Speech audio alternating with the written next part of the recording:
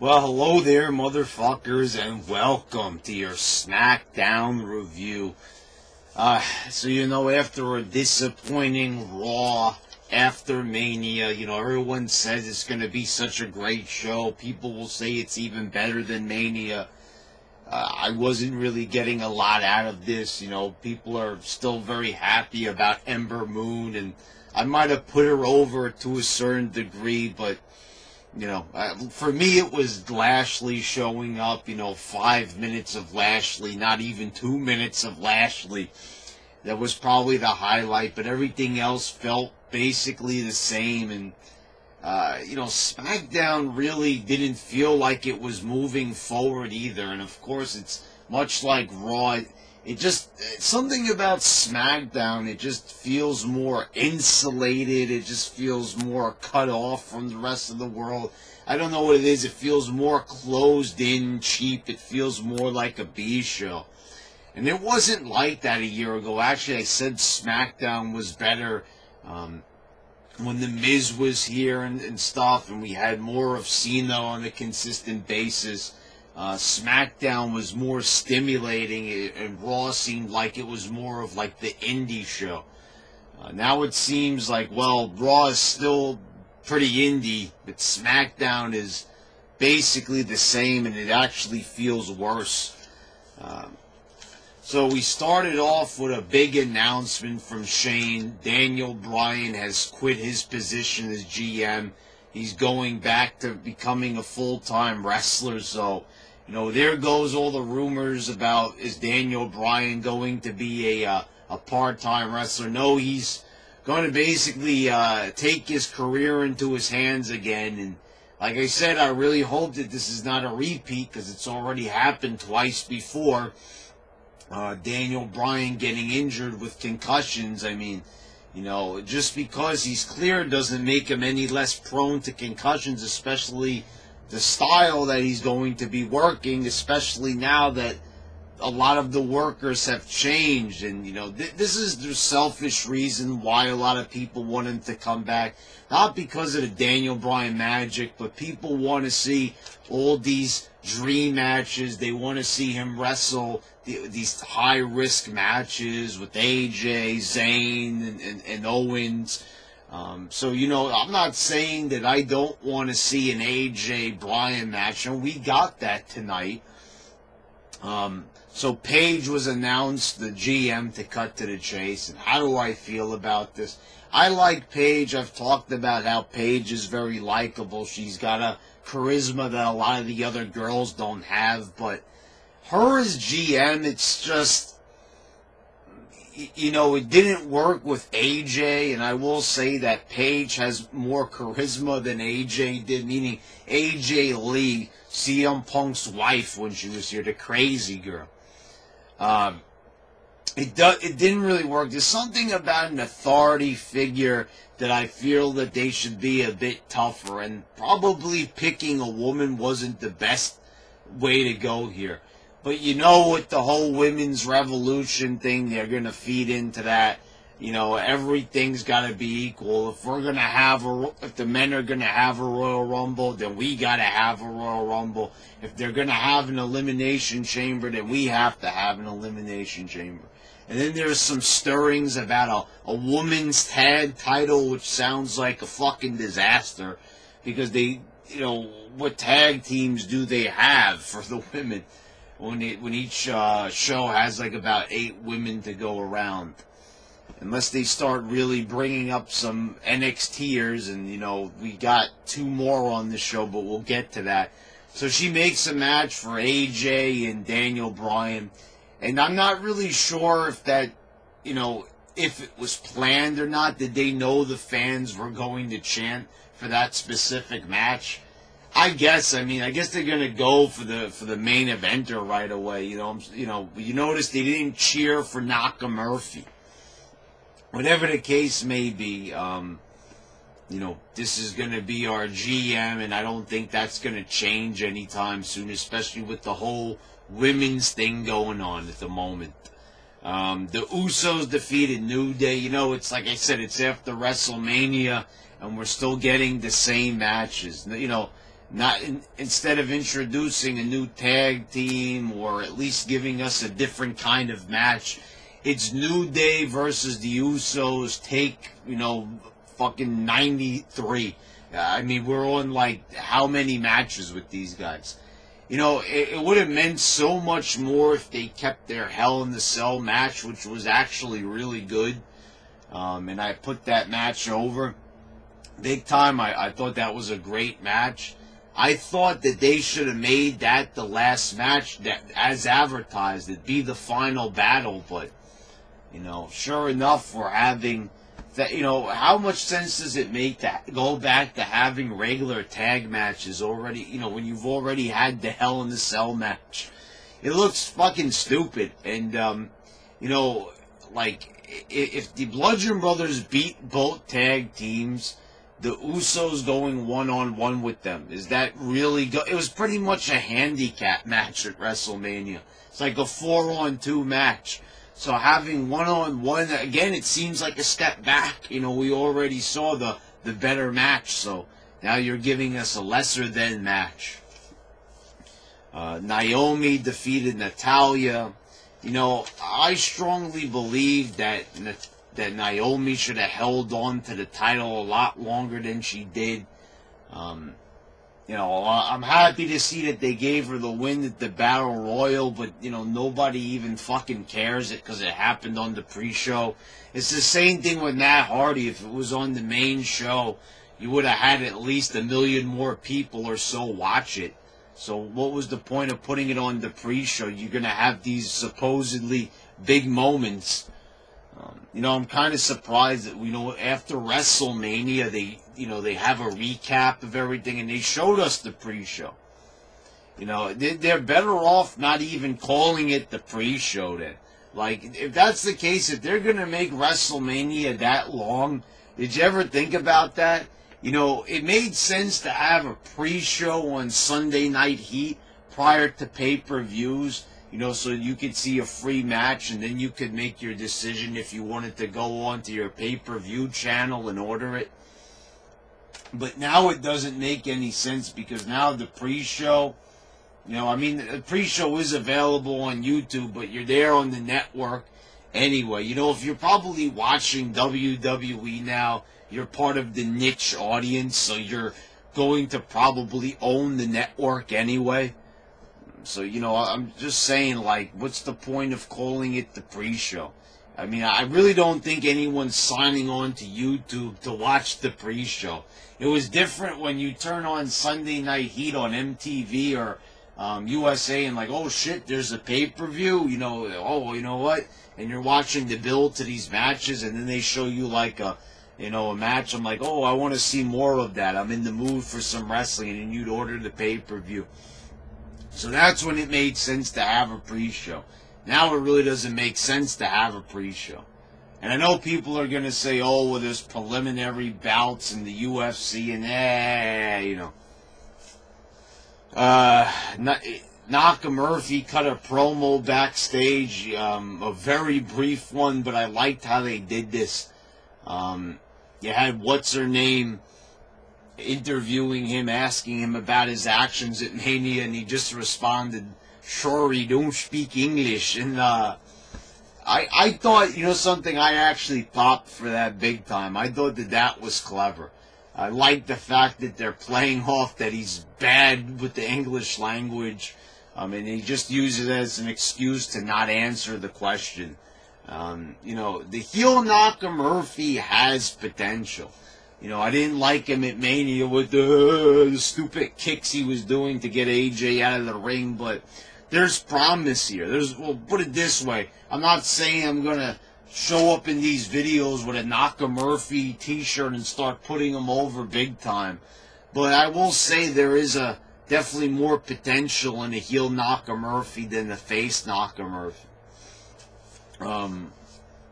But whether I like him or not, his name will still remain Shitcake Nakamurphy. Rest assured, folks, that's not going anywhere. We had Charlotte cutting a ring. She looked like a big sunflower with that, I guess you could call it a hood or something, like a fucking backboard to her robe. Anyway, she looked like a big old sunflower. So she's cutting the promo. Asuka, for some reason, is nowhere to be found. I guess because she's a Raw star. I still don't understand that. You know, she won the Royal Rumble, got to pick which champion she was going to face. And then for some reason, you know, she just, she's not like on SmackDown. You know, I don't know. I thought that was kind of her ticket to slide over on shows, but I guess not. Peyton, I had to write their names down. Peyton Royce and Billy Kane. And I said this right away when I saw it, and I know I upset a few people on YouTube. I commented on the video. I says, these are Bella Twin wannabes. Now, I have seen them on my YouTube feed for NXT, but I've never really watched the match. But these girls, they were coming to the ring, they were saying a bunch of shit, you know, mocking Charlotte, and it reminded me of a very, very bad Bella Twins impression, you know, like, they were like British Valley girls, almost like a combination of the two, and it was not only very annoying, but they just screamed Bella. I mean, they looked like the Bella Twins. They looked like the Bella Twins when they first started out. They looked like 2008 Bella Twins. So, you know, I can't help but draw that comparison, but, you know, they're called the Iconics, which is just, I don't get it, because, you know, you're going to call yourselves iconic when you're like in your 20s. Anyway, these girls come out, they beat the shit out of Charlotte, and I'm not really sure why I'm supposed to believe this when these girls look like normal basic bitches to me. I mean, you know, they're beating up someone that looks like Charlotte, who looks like money, and these two girls that they just look like they're like at a Halloween party trying to be the Bella Twins, basically. No, not Ryan said, get out of here. You know, if you don't get that joke, Ryan Satin dressed up as Nikki Bella for Halloween, and it was absolutely horrifying. At least it wasn't that. At least it wasn't Ryan Satin in drag, but no, it was actually two girls attempting to look like the Bella Twins, because they knew the Bella Twins were over. You know, I guess they needed to find something to make them, you know, appealing somewhat in the business, and so they adopted a Bella Twins look. Whatever the case may be, they beat up Charlotte. This goes on for like an hour. They just beat her up. They keep beating her up, and it's like, enough already. Just pick a couple of moves and beat her up, and instead of, you know, doing fucking like a whole... I hate when they do beat downs like this, and this only happens nowadays.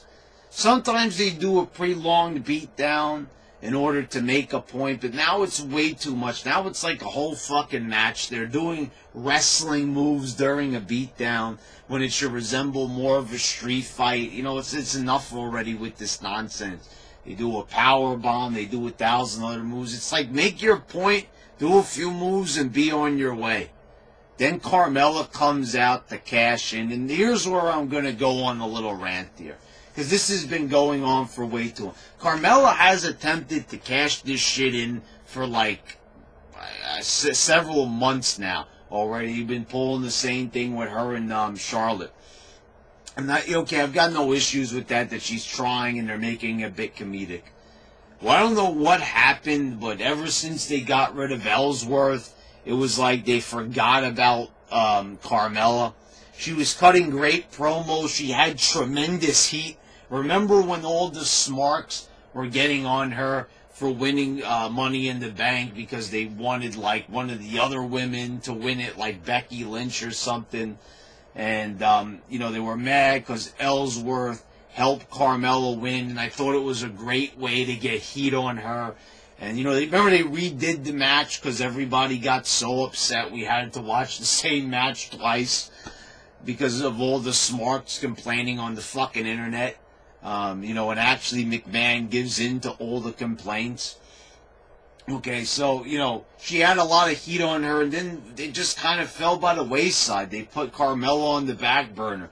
And I was saying Carmella has a way of drawing heat to herself. She looks good. Not only is she hot, but she's got great promo skills, and she's not that bad in the ring. She might not be as good as some of the other girls if we're talking in-ring wise, but she's still pretty good. Anyway, she comes out, gives her the briefcase, and that's like Mike Chioda. Right? This guy's like the veteran referee.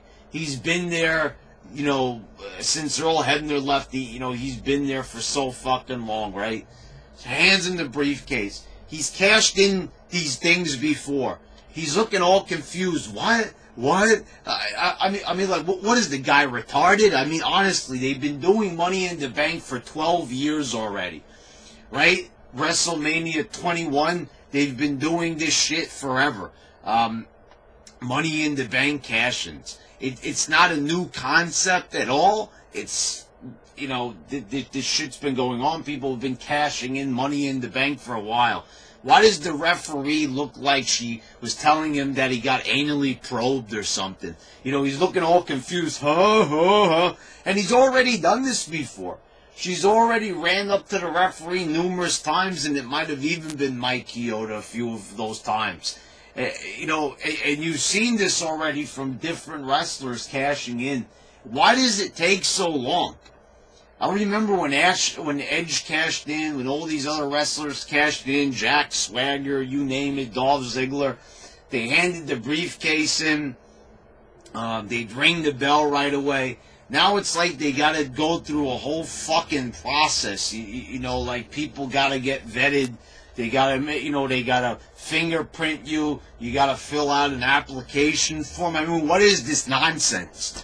To fucking cash in a goddamn briefcase now, it takes forever. And it takes away from the excitement. The referee with the goofy expression on his face, and even Carmella, like, how many times does she say she wants to cash in? I mean, it's retarded. This shit is fake, and they don't even know their own rules. And they're over-exaggerating. Explain to me. I want someone to explain to me. What is the point of the referee looking confused about the cash-in? That adds nothing to the drama. It just adds to the stupidity. It adds to the fakeness. It adds to the unbelievability of the product.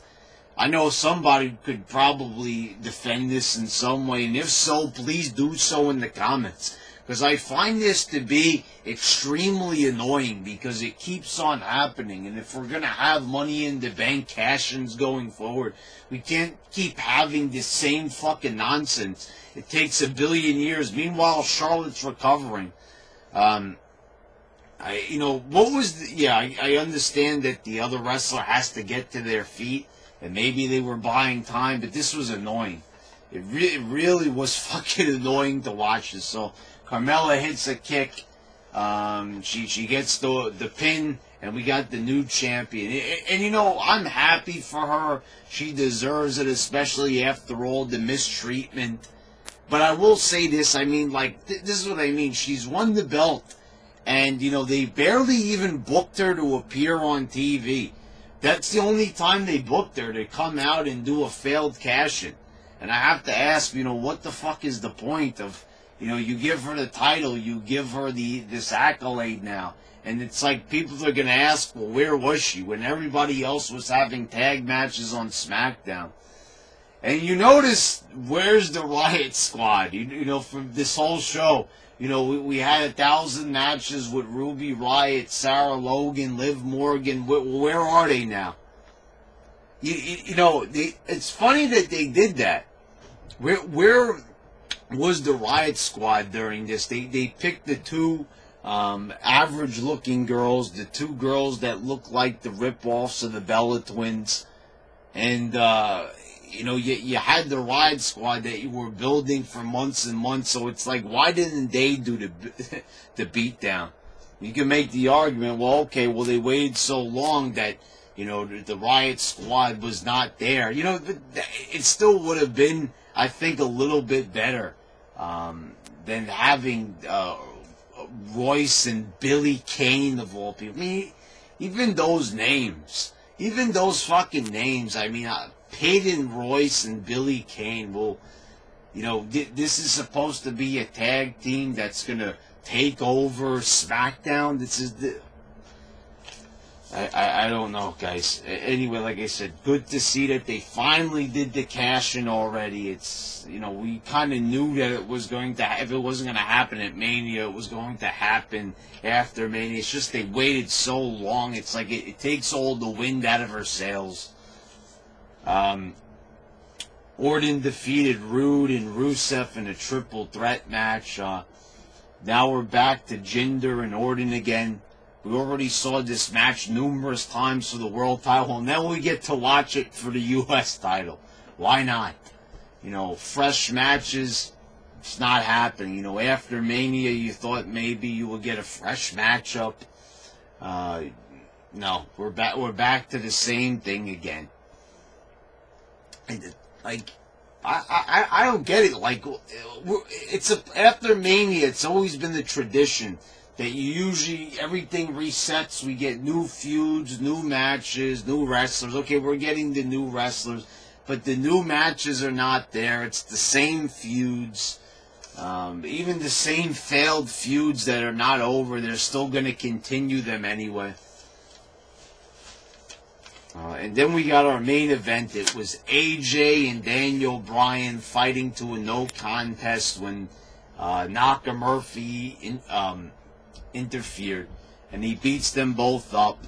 I thought maybe we could have done a little bit better here, a little something different than him just ruining a good match between AJ and Daniel Bryan. I can't really think about what that is per se. I'm just saying that we could have had a little something extra, you know, to add to this whole Nakamurphy heel turn, to really get him over. Aside from one promo where he says he doesn't speak English, I said that was good. You know, they got it over in a humorous way, kind of playing off of the fact, I said, that you don't know how to speak any English, especially after, you know, and some people might be surprised to hear me say that, especially after months and months and months of hearing me tear apart Nakamurphy and the fact that he doesn't know how to speak English. It upset a lot of people. So there might even be people who are going to whine about that promo. But I thought they could have did something at the end right there, instead of just having him hit the Kinshasa or whatever the fuck that move is called.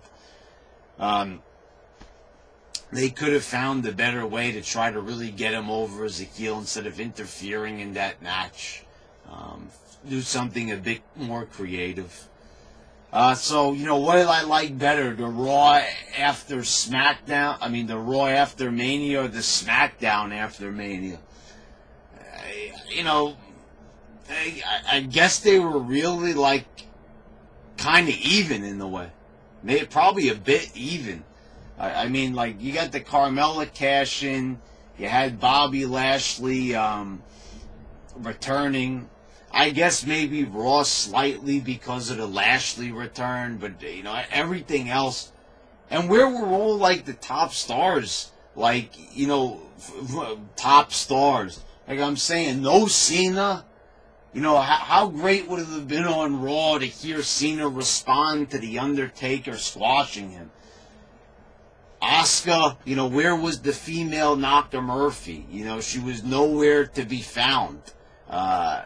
You know, in response to Charlotte, you know, you didn't get any payoff or anything like this. Just disappeared. So, you know, they really did like a crummy job of following up on shit. I mean, they could have done a way, way, way better job. This was just, both of these shows felt very dry coming off of, you know, WrestleMania. People will say, okay, well, a single moment. You know, okay, you had the page being announced. Like I said, I don't think it's a strong pick. People are going to say that Peyton Royce and Billy Zane are like a way of, you know, like these are great wrestlers from NXT. I don't understand why people are marking out for these people. To me, it seems like forced marking out. Like we're supposed to really love these girls for some reason. I said they're nobodies. we're marking out over nobodies nowadays. It's kind of sad. So anyway, like I said, we could have followed up with more of Cena. We could have followed up with Asuka. They failed to do that on both accounts. You know, they could have handled this a lot better. Like I said, it's the Raw after Mania, guys. And it kind of fell flat. I mean, in the SmackDown after Mania in this case. And that fell flat. So there you go, guys. There's your SmackDown review. Disappointments abound. They could have did way more with these shows. They could have freshened them up a bit more. You know, you had a big announcement and a title change, but they could have went a lot further than that. Like I said, you know, they've got 5 hours of television every week. And, you know, they could have did better. Just like at Mania itself, they could have did better. They could have done more than picking a fucking kid out of the audience for a tag title match when they could have picked Hulk Hogan. They could have done so much more. But, you know, like I said, we're going to always stand here in these videos. We're going to stand here in the YWC and always talk about how something could have been better, because that's just the way they do business nowadays. Anyway, guys, this has been your YWC champ. Now I'm signing out.